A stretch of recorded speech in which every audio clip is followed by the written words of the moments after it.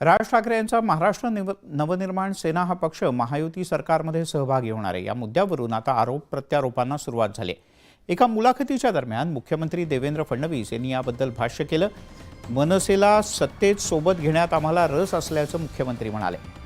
तर आगामी महापालिका निवडणुकीतही ज्या ठिकाणी शक्य असेल तिथे एकत्र लढू असंही फडणवीस यांनी स्पष्ट केलं।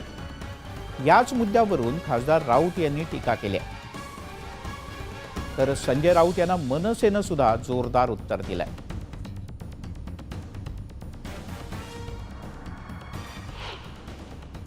आणि आमच्याकडे त्यांना देण्याकरता जागा नव्हती। आम्ही 3 पक्ष होतो। ती वस्तुस्थिती समजून त्यांनी विरोधात लढण्याचा त्या ठिकाणी निर्णय केला।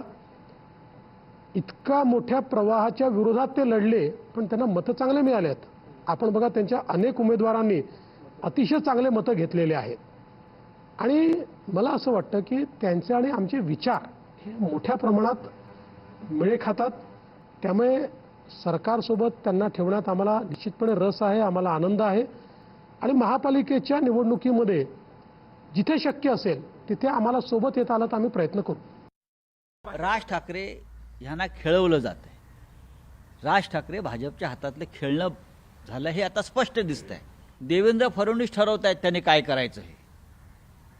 एका बाजूला महाराष्ट्रामध्ये मुंबईमध्ये मराठी बोलायचं नाही, गुजराती मारवाडीमध्येच बोला असा भाजपचा आग्रह आहे। दबाव आहे आमच्या लोकांवर, मराठी लोकांवर। आणि त्या भाजपचं नेतृत्व करणारे देवेंद्र फडणवीस हे राज ठाकरेंनी काय भूमिका घ्यावी, राज ठाकरेंनी कोणाबरोबर जावं हे पत्ते पिस्तत बसले असतील तर त्या संदर्भातली भूमिका आहे ही राज ठाकरे यांनी जाहीर केली पाहिजे। आम्ही काय बोलणार? त्यांच्या मेंदूचं खेळणं झालंय।